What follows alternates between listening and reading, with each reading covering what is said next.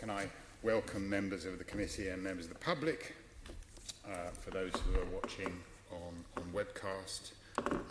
This is a confirmation hearing, and the business of today is to conduct a confirmation hearing for the Office of Chair of the London Waste and Recycling Board.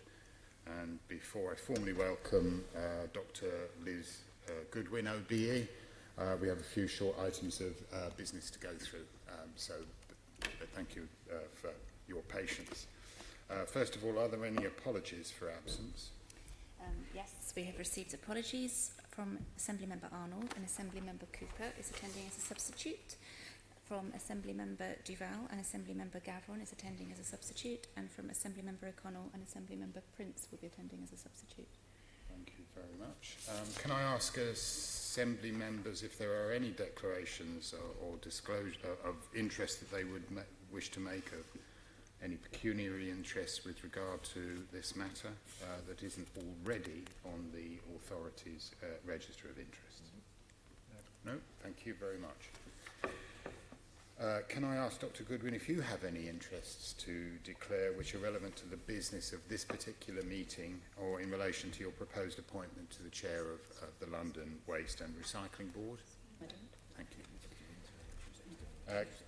Regarding minutes, item 3, can I ask the committee to confirm the minutes of the meeting held on the 9th of June 2016 to be signed by me as a correct record? Agreed. Thank you.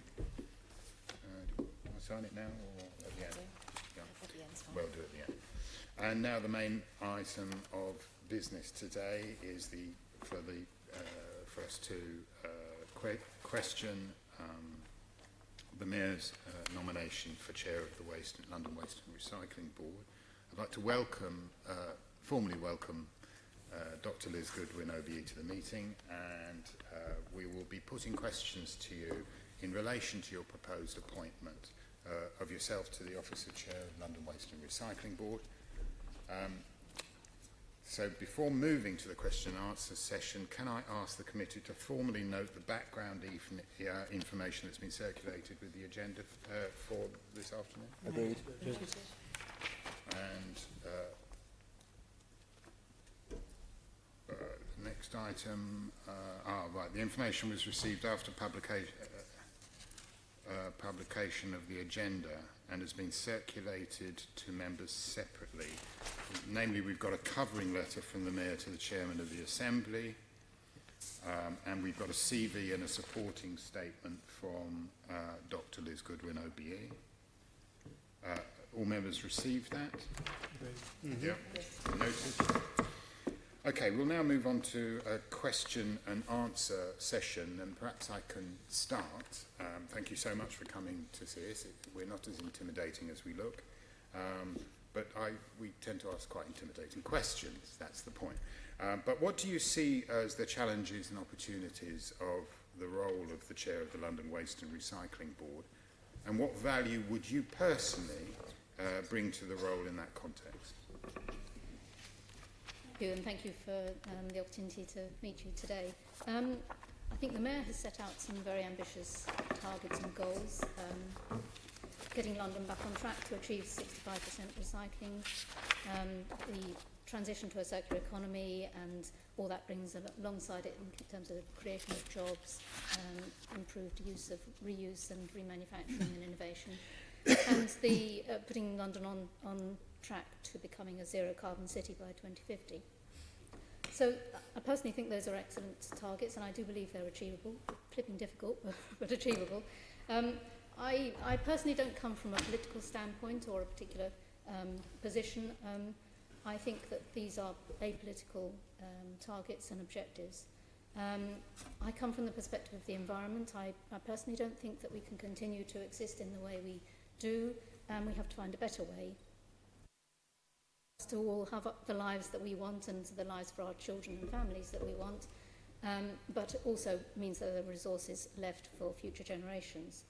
And I've put maybe two other things around that. I think I fundamentally, from my experience over the last 15 years, really believe there has to be a business case for change. So it has to make financial sense to the local authorities and to businesses. and frankly to householders to make make the change, and we've then got to make it easy for them to do it. And the other thing, my personal working style, and I've found it to be very successful, is collaboration and getting people behind a common goal. So bringing together people who maybe come from different backgrounds, maybe don't talk to each other naturally. So I've done it quite a lot in terms of supply chains. Getting them to focus on a common goal and then come up with a joint solution that everyone can buy into. So those are two things that I think I would particularly want to make sure we brought to this. But I think overall there's the potential to make London the leading city that everyone else looks to as an inspiration, which I think would be a fantastic place to be. And you know, with the growth of cities globally, then we need leading cities, and London can become one of those. So that's what I think of the targets. My personal involvement, I've got lots of experience. So I started life in the chemical industry, so I had some business experience, and then I moved into the sort of the grey space between public sector and business when I joined RAP. And I was then chief executive of RAP for 9 years. Over the time that I was working at RAP, we moved recycling rates from 9% to 43%, and we managed to cut food waste by 21% over a 4-year period. So I think I've got a lot of experience of those things. I've worked with the construction sector, with the retail sector, with the reprocessing sector to try to come up with business case driven improvements that mean that those sectors are now more sustainable. Could I ask you, obviously the sharp end of refuse and recycling collection is carried out by the boroughs, and there's a great diversity of standards within London, of different schemes and schedules, different ways of collection, different ways of splitting recycling, do you see that as a problem, or do you see that as a strength of recycling in London? I think you need more consistency if you're going to have higher recycling rates. That doesn't mean that everybody has to have the same recycling infrastructure, because there are different situations. You've got high-rise flats and you've got more leafy suburbs. So you can't have a single solution. But I think for starters, you could get consistency in what is collected. And if you had consistency in what is collected, then you could give householders much clearer, simpler messages, because everybody would be getting the same message. And you could get the retailers to give the same message as to what can be recycled and what can't be recycled. So I think the what is maybe the easiest place to start. The how you do it, then I don't think there is a single solution. I think you have to accept that there are going to be different models, maybe 2 or 3 different models. But if we can move to more consistency, I think that will help in terms of being able to communicate more simply. But alongside that change is going to take a long time, and you've then got to find ways of actually making the business case for the local authorities, because as I said at the beginning, there's a cost implication, and it's got to be cost effective for those local authorities, either through increased revenues or through reduced costs because they're working with other boroughs. Some local authorities in London are considering going to fortnightly collections of recyclable material. Some have already moved that way. Do you see any disadvantages to that? Or? I think the fundamental thing is it a good service that's rolled out effectively and communicated well to householders? Because you can have a very well-run system that is very effective, or you can have a very badly run system that is not very effective. So it comes down to what is the scheme and how is it implemented. I think the question on whether or not you can have fortnightly collections, it's not a simple yes-no answer. I think it's more complicated than that. There is lots of evidence that if you constrain the amount of residual capacity, then you get more recyclate coming out.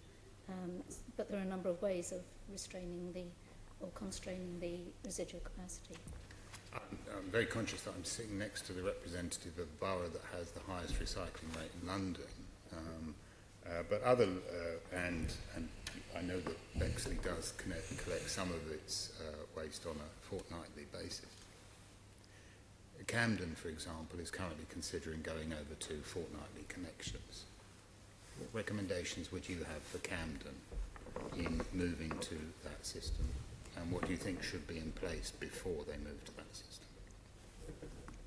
Well, I don't know what analysis they've done of the needs of their householders. I think in principle it can work very effectively. But as I said, it really requires a well-managed system to be implemented and well communicated. Well communicated is interesting to me.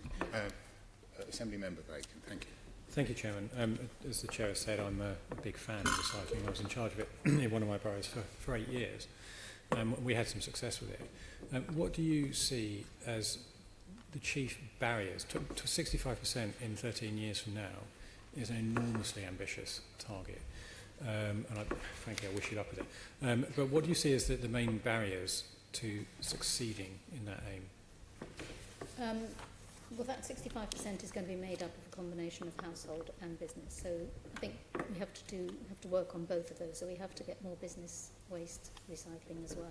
For my sake, could you just speak up a bit? Sorry, I have a naturally quiet voice. So I think we need to focus on both the business recycling as well as household. If we leave aside the business, but I think that it has to be part of the solution. If you move into households, I do think more consistency would help. I think clearer communications would help, and I'm sure that's one of the reasons why the UK's recycling rates have stalled, is because we haven't been doing as much communication as we need to do. Okay. One of the boroughs that I represent, the one that I was a cabinet member in, is an outer London borough, and has a higher than average number of houses, which provides storage space. And the way we achieve what we did in Bexley is by providing multiple different recycling bins and source separating. Clearly, other boroughs have a problem with that because they are predominantly flats and they have a very transient population. What do you think that LWARB could do to get around that, or to assist those boroughs in increasing recycling there? Well, I understand that LWARB is planning a pilot to actually do some work specifically looking at flats and how to actually help them to actually increase their recycling rate. So I think that's a really important challenge. London's got a lot of issues. The flats is one, the high turnover in population, which means that people move very often, so you can't just communicate once a year and expect that to be good enough. Lots of different languages, and a lot of variation in population during the course of a day. So I think there are lots of issues that London has, and we need to go through each of those and try to unpick them and work out the right solutions to them. Do you think that the waste disposal, the multitude of waste disposal arrangements in London, I'm talking about the governance arrangements around waste disposal, is a help or a hindrance to driving up recycling? Again, I don't think it's either help or a hindrance. I'm sure that there are some benefits because of the understanding of local needs, but it also creates some challenges. So I think. Shall I help you out a bit? Because I'm specifically talking about the statutory joint waste disposal authorities that exist in London, rather than the standard. Because some boroughs are their own waste disposal authority, like both of the boroughs I represent, but many are not. Many are part of joint regional waste disposal authorities. Do you think that they help or hinder? I don't know enough to respond very effectively. Okay. I don't think. I'll suggest to you then that I think they are a hindrance, because when I was on the Environment Committee here in my first term here, I did a rapporteurship which looked at this, and my reason for doing it, I wanted to see why there was such a wide variety in recycling in London. The bottom end of the scale, a borough was recycling about 14%. The top end of the scale was Bexley, which at that time was approaching and ultimately succeeded in getting to 55. And there was everything in between. And one of the things that came out of there was that the Joint Waste Disposal Authorities, there was insufficient incentive for the member boroughs of that to invest in recycling, because for those that dispose of their own recycler, they get an income for it. So Bexley do it to minimise their waste disposal costs. Yes. Other boroughs don't have the same incentive. But because the Joint Waste Disposal Authorities are set up by statute and were following the fall of the GLC, they're sort of left with it, and that's what they've got to deal with. And one of the things that I was going to ask you would be whether you would use your position to lobby for the government to look at that and potentially break those up.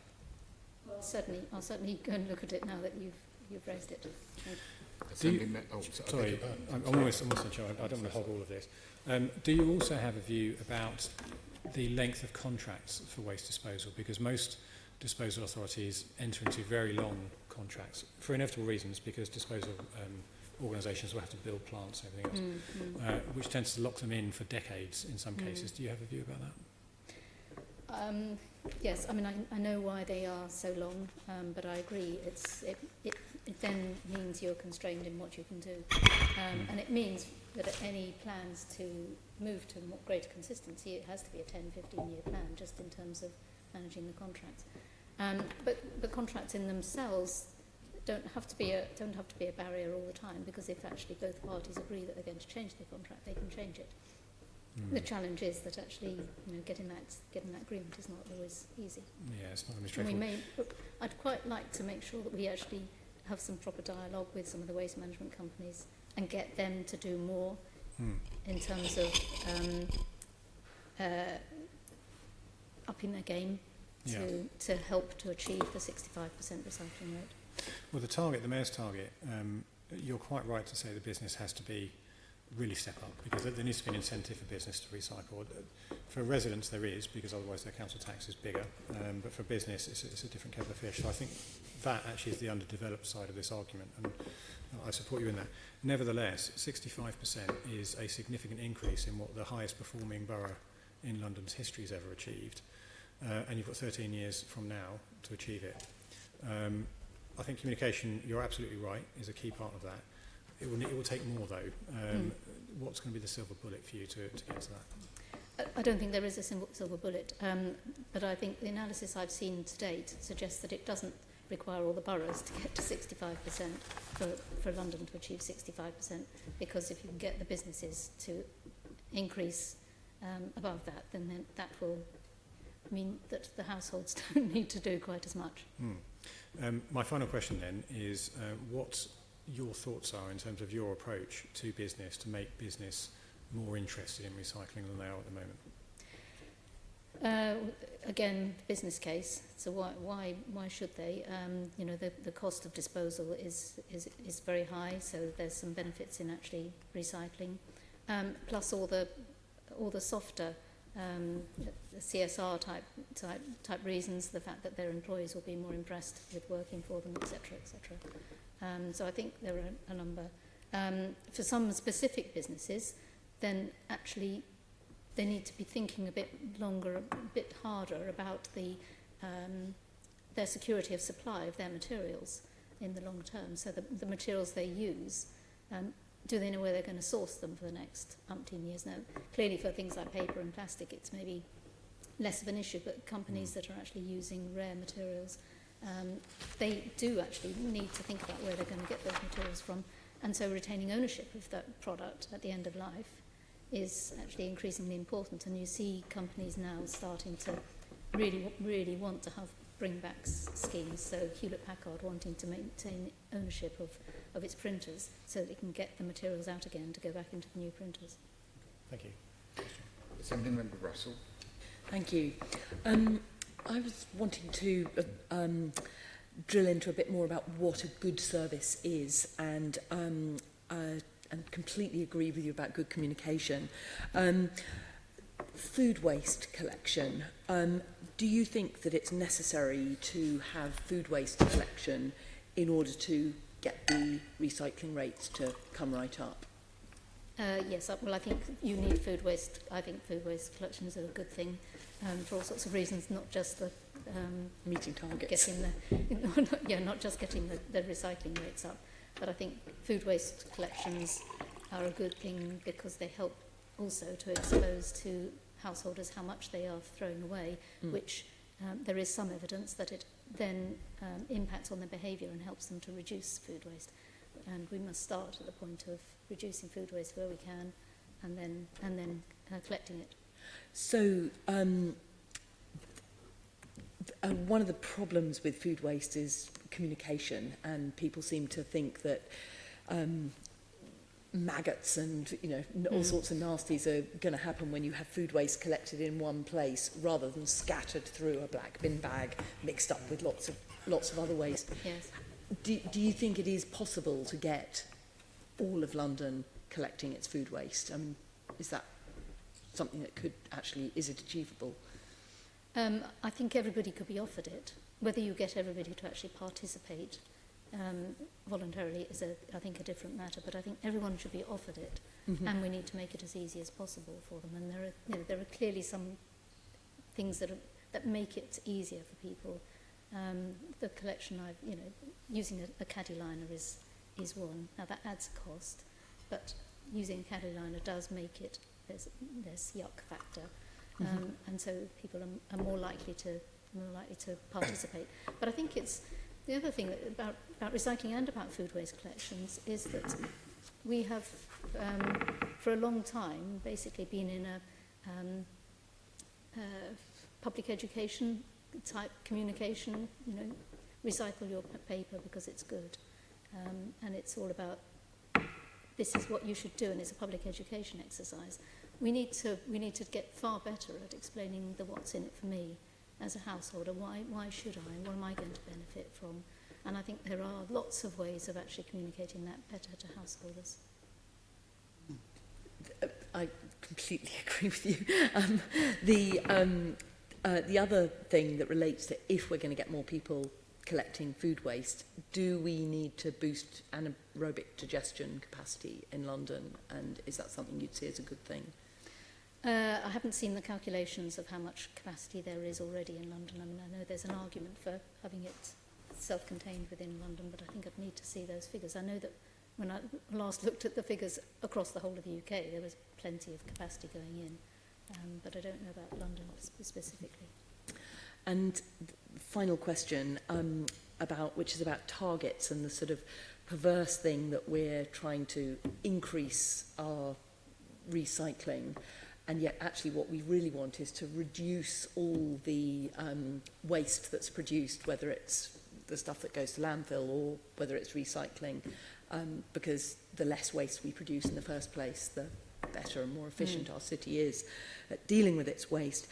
So do you have any thoughts about that sort of the perverse element in targets? Because do our local authorities encourage people to recycle without getting them to reduce the amount of waste they produce in the first place? I think that's why it's very important to have the two strands of work. One is sort of focused around the circular economy and trying to promote different ways of doing things so people are actually designing out waste in the first place, making products that last longer, products that can be repaired, and making sure that there's a thriving reuse community as well, and trying to make sure that products and materials stay in use for as long as possible. So building that circularity is very important alongside providing good recycling, because you need the good recycling to sort of gather up the stuff that reaches the end of life. And I also think that recycling is a good way into having conversations and discussions with householders. It's a good entry point because everyone can relate to it. And once you have established recycling as a norm and something that people are very comfortable with, they will then be open to thinking about other messages around reuse, around food waste. So you can use it as a way into having a discussion. Thank you, Assembly Member. So, Assembly Member Copley. Oh, yeah, I just wanted to ask a quick question. Ken Livingstone, when he was mayor, I believe, wanted a strategic waste authority for the whole of London. I think it was an issue where he fell out very much strongly with the government at the time, who refused to grant it to him. Do you think having a strategic authority to coordinate waste collection in London would be a good thing? I don't know. I think that it's not as simple as that. I mean, as we've already pointed out, there's a number of different boroughs, and they all understand the issues in your local area, and I think that's an important richness of understanding that needs to exist. So I don't have any particular evidence that that would work better than what we've currently got. Does it help the mayor drive forward towards his targets, though? Again, I don't know. I mean, as I said at the beginning, I'm far more about collaboration. You know, if you can get all the boroughs to share the view, share the vision of what recycling rates you're getting, and work together, then I think that's going to be just as effective as having some sort of central organisation pontificating. Thank you. Assembly Member Gavron. So one of the advantages, or potential advantages, of a single waste authority, which every other major city in the world has, would be that you can accumulate vast supply chains, because, and London has, of course, but massive, supply chains in terms of aluminium and plastics, and you know it all from wrap, textiles and so on. And we don't really maximise those supply chains at all. And I just wonder, from your experience of wrap, whether being able to sort of augment supply chains, let's just take municipal waste for the moment, helps you to then stimulate demand in terms of processing and the, attracting, let's take London, attracting the industries into London or around London that would then want to process and recycle those materials or stimulate materials innovation. Yes, I mean, I think you're absolutely right. If you can have a more secure supply of material, then you're going to attract the investment. And nobody's going to build a plant unless they know they're going to get the material coming into it. But I don't know that that therefore means you need to have a single organisation controlling it. I think if you had the right relationships between the boroughs, then you should still be able to achieve that. And it's maybe a role that LWARB can play to sort of broker those relationships. Yeah. By the way, the single waste authority is more about the disposing of waste than the collection. But Right. but it was to try to stimulate that demand. But you still got. No, I understand what you're saying. Can I? Well, what are these other ways then? If we're not to have a single waste authority, then how can one actually stimulate more, bigger supply chains, better supply chains, in order to stimulate that demand? Well, I think you need to have both the supply of material and also the end market. Sorry, you need both the supply and the end market, and then you'll get the reprocessing in the middle.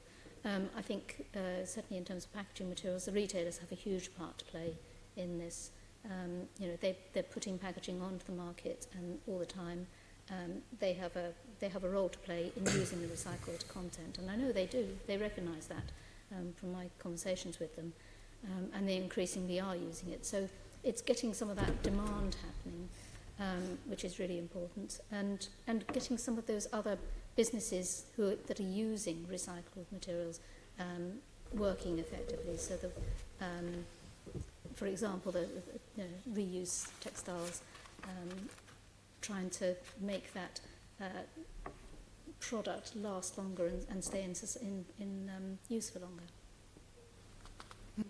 Can I also ask you, do you think, in order to reach the 65%, which is municipal waste, that target, do you think it would be helpful if the mayor were to work on well, we talk about commercial waste, and in fact we know that a lot of commercial waste is going straight to incineration or going out of London altogether. But there's massive homogeneity, or it's much easier to recycle business waste than it is, paper from offices and so on, plastics and so on. It's not as mixed up as municipal waste. Do you think if the mayor were to have some kind of, and even, have some kind of combined strategy about business and municipal waste, it would work, or commercial waste, it would work better? Do you mean mixing the two together rather than? Well, not so much mixing the two together, but actually bringing together, if some way thinking of ways of bringing together the supply chains. I think that could help. certainly when you go to countries overseas and you see them being treated in the same way, I mean, basically being picked up at the same time, so it is all considered as one. So it's one overall strategy. Yes, I think that could help for both collections and for actually the management and the processing. Okay, and the final question is, the board has set up, now let me get this title right, it's London Business Waste, isn't it, and Recycling, isn't it? Company. They've set up a limited company. Yes. At the moment, there's just a pilot in one borough. What do you see as a potential in that? Well, it could provide some of that collaboration and sort of scaling up that you were talking about. The question is, can you get critical mass? So can you convince enough people that it's worth it and that they ought to join the club? I think it has a lot of potential, but it's got to be the right incentives to encourage people to take the plunge. Thank you. Assembly Member Cooper. Thank you, Chair. Yes, a sort of range of questions, really. Obviously, with the introduction in October 2015 of the tax on plastic bags, we saw an 85% reduction of the sale of plastic bags through supermarkets, which was rather welcome and a bit long overdue compared to Ireland and Scotland. And one of the issues that's now come into the public domain is the issue of maybe putting some sort of tax on plastic bottles. And the Environment Committee on Wednesday actually is having a whole meeting talking about plastic bottles, in particular around water. Do you think that's something that you would be interested in seeing? Because London does have specific challenges in the number of venues for sporting events, for example, that generate massive quantities of bottles. And do you think that's something that you would want to start to pursue from the new position?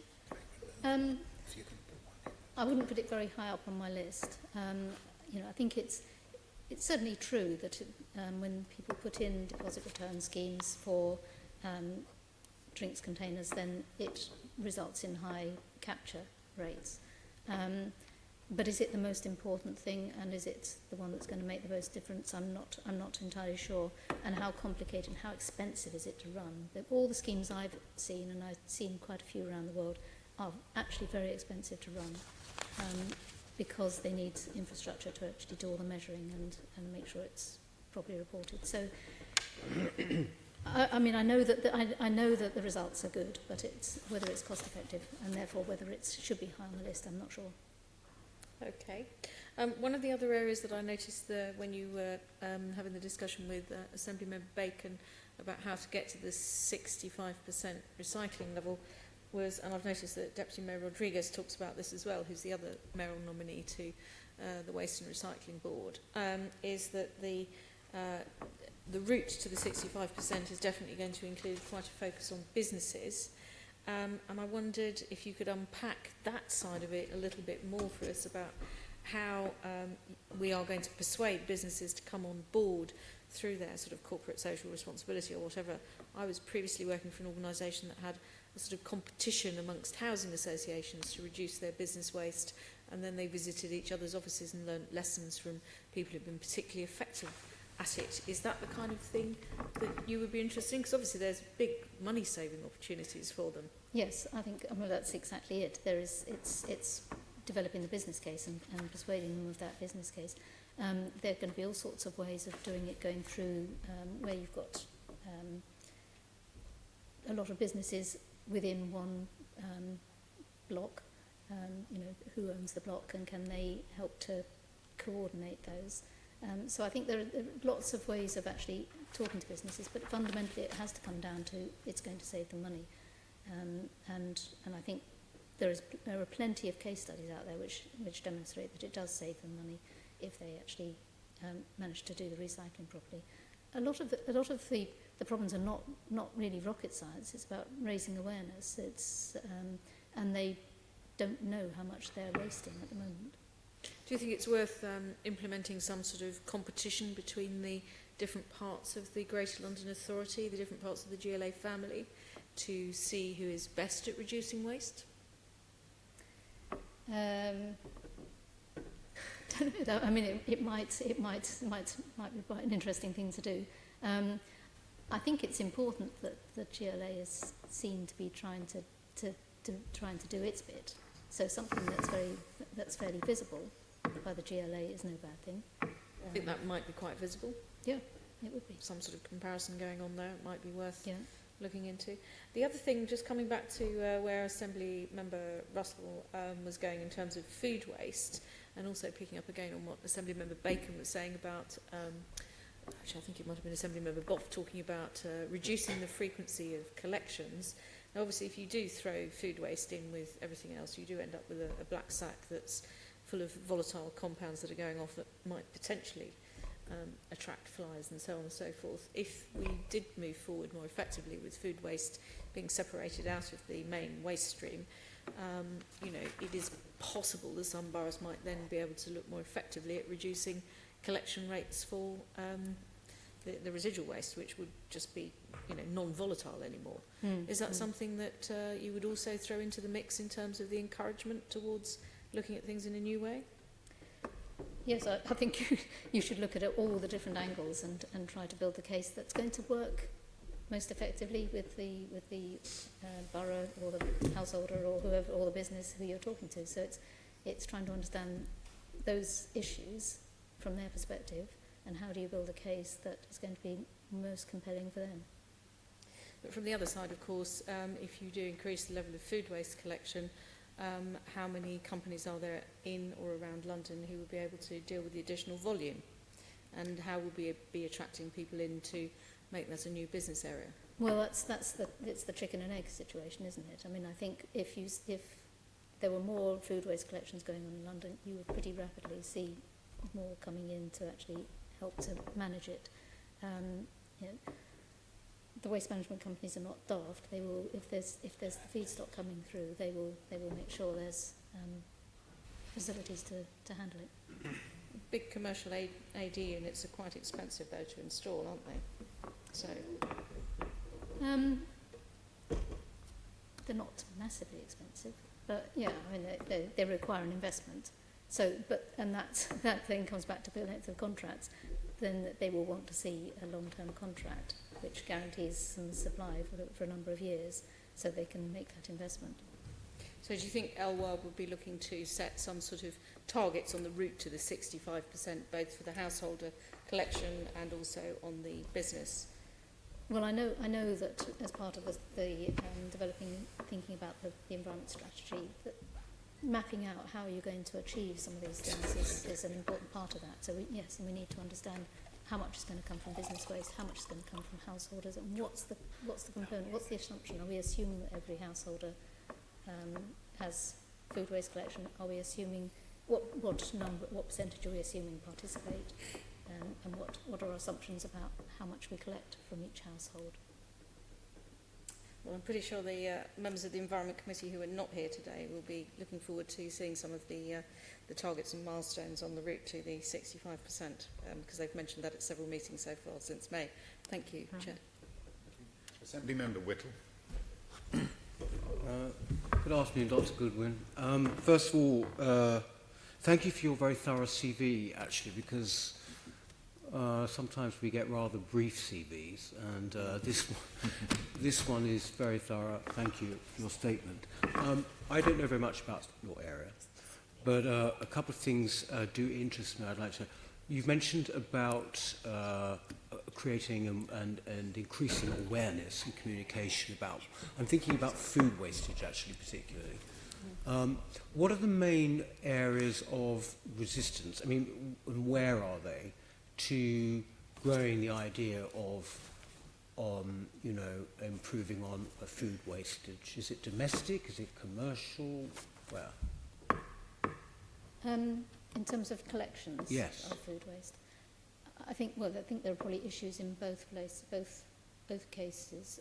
Household is still the biggest source of food waste, so that must be the most important place to start, although the commercial businesses have food waste as well. For commercial businesses, there is a business case, so it costs them more to dispose of it than to collect it and to send it for anaerobic digestion. So you can build the case, and that will also, as soon as they start measuring the food waste, they will find ways of reducing it because they'll realise what the bill is. And there are umpteen examples of that happening. As soon as you start measuring, you know where to focus and how to take action to reduce things. So for commercial, I think it's a relatively easy, but you have to get round to every single business to make that case. For householders, I think the issues are, as we talked about earlier, you know, sort of there's the yuck factor, and there's the added complexity. So it's another thing that they've got to keep separate from other things. So it's about making it as easy as possible, and it's about, again, sort of what's in it for me. I know that picking my own household, my husband is actually much more comfortable knowing that we're collecting food waste separately, because he knows it's going to go to making energy. Because he hates food waste, so he'll eat stuff in the fridge that's gone out of date because he wants to make sure we don't have any food waste. But we have to accept there are bones and tea bags and things, but at least that when it's being collected is going to make energy. So he feels as though he's doing something positive. So I think, it's again about developing those messages and that thinking. See, just one more question, really. I don't want to be too literal-minded about it, and it might not be your area, but when you have a situation, for example, and I wonder where your role is, whether your role impinges on this at all, but if you have sort of supermarkets who put their best before dates on things, and as I understand it, a phenomenal amount of these things are thrown out because of a best before date, which is actually often a week or 2 weeks. They're playing on the safe side, of course. Do you have any power, or have you ever? Do you bear any influence on possibly changing their policies? I would have thought this accounts for an awful lot of food wastage. With the big supermarkets, really. Yes, and the big supermarkets are acutely aware that date labels causes a lot of confusion. And over the last 4 or 5 years, a lot of them have simplified. So now you don't get display until dates or sell by dates. You just get 2 dates. The best before date, which is about quality, so it, you know, after that date it may go a bit stale or the sultanas may go a bit crunchy. The use by date is the one that's driven by health concerns, and it goes on dairy products and meat and fish. And that's the one that people need to focus on in terms of health and food safety. So I think the retailers know that householders are still confused by those 2 dates, and they need to carry on and probably increase the amount of communication they give to householders so that householders really understand the differences between them, because people still confuse the two. So we really just should have 1 date on a product, and it should be either a use by or a best before, and then we need very concerted communications behind that. Having said that, the UK is ahead of other countries, because in the rest of my time, apart from this role, if I'm appointed, I work with the World Resources Institute looking at global food waste, and there's no other country that has really woken up to the issue of confusing date levels in the way the UK has. So the USA is now starting to think about doing some stuff, but we need to get other countries doing it as well, because it's caused a lot of food waste. So basically those dates being simplified have not really had a huge effect as yet, is it? I think they've helped, but we can't quantify how much they've helped, but they are still confusing. And just coming back to another point you made, there is still a safety margin on that use by date. So I think we need to constantly keep under review how much is that safety margin. I see. Thank you. Assembly Member Sahota. One other target is London becoming zero carbon city by 2050. What's the roadmap to achieving that? I think the GLA team are still working on the map for that. I absolutely agree. When I went for my interview, I said that one of the things we needed to do is to understand what is the roadmap and what's the contribution that resource efficiency has to make to that roadmap, because there'll be a lot of other things, you know, that sort of the construction, its targets, transport, the energy mix. There's an awful lot of other things that will go on to helping to achieve the zero carbon city. But with a totally selfish interest, I want to know what LWARB would be responsible for and what role resource efficiency can play. I think it will probably be more than most people think, because yes, you can do recycling, but actually some of the reduction activities will also make a big contribution. Great. Thank you. Member Gavron. Just a last question. Your CV lays out a lot of really impressive roles. I'm not quite sure which of those roles are you going to carry on as well as being the chair? Okay, so I'm going to carry on with the WRI role, which is 3 days a week. And 3 days a week? 3 days a week. And I'll Based do this. where? I sit at home. Sorry? I sit at home. They're based in Washington. I know they're based in Washington. Okay. I sit at home and I work from home, so I can do it I see. remotely. And I go out there occasionally when I need to, but not very often. But it's quite nice because the mornings are nice and quiet because they're all asleep. It's more? The mornings are nice and quiet and they're all asleep, so I can get on with other things, and then things liven up in the afternoons. And that's working mainly on food waste? It's working mainly on food waste, yes. So it's very complementary? It's very complementary. I'm one of the United Nations Sustainable Development Goals 12.3 is to halve global food waste by 2030, and I'm one of the champions for that initiative, and there are 39 champions, including people like Dave Lewis from Tesco and Paul Coleman from Unilever. And so I'm trying to make sure that the Champions 12.3 initiative is as successful it can be, and that the world is on track to halving global food waste by 2030, which is not easy. And so, just let me be clear, so your 2 days is going to be 3 days, and then, so the 2 days will be the same 2 days every week? No, I'm going to I'll do it flexibly. I mean, I think the commitment is to do 1 day a week, but I'll doubtless do more than that. But I'll do it flexibly, so if I'm needed on Monday, I'll be there around on Monday. If I'm needed for a couple of hours each day during a week, that's fine. Yes, that's excellent. And you think, sorry, well, obviously you do think that all the things you've laid out can be... I mean, how are you going to do it? Because 2 days a week for the role isn't very much, actually. I think it's only 1 day a week for the role. Yeah, I'm going to need a very strong team. 1 day a week, sorry. No, that's what the job description is. Oh, God, okay, sorry. Yes. Okay. So Virtually impossible. So the team is very important, and I know the team is very committed and very passionate. But it's about really working out what are the things that are going to make the biggest difference, and not spending a lot of time on the things that aren't going to make a difference. Okay.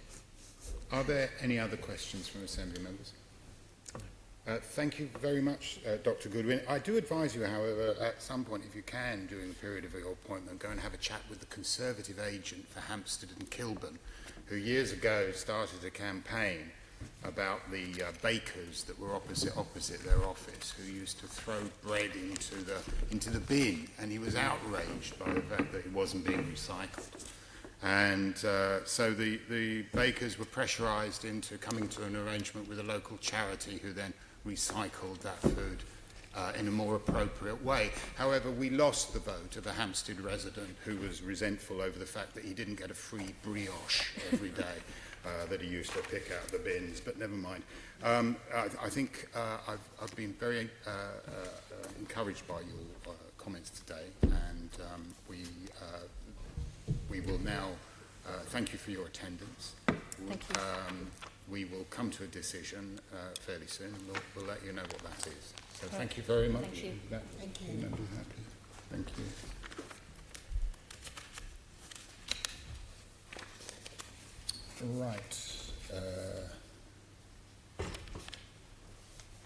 Right, members, we have we are now required to make a decision on the recommendation to the Mayor as to whether or not Dr. Liz Goodwin, OBE, should be appointed to the office of the Chair of the London Waste and Recycling Board. From the chair, if I can propose that it be agreed to recommend that the Mayor should proceed with the appointment of Dr Liz Goodwin, OBE, to the office of Chair of the London Waste and Recycling Board, unless we have some points that we want to raise, in which case we'll go to another recommendation. But are there any? I'm happy to proceed. Yeah, I'm happy to second that, John.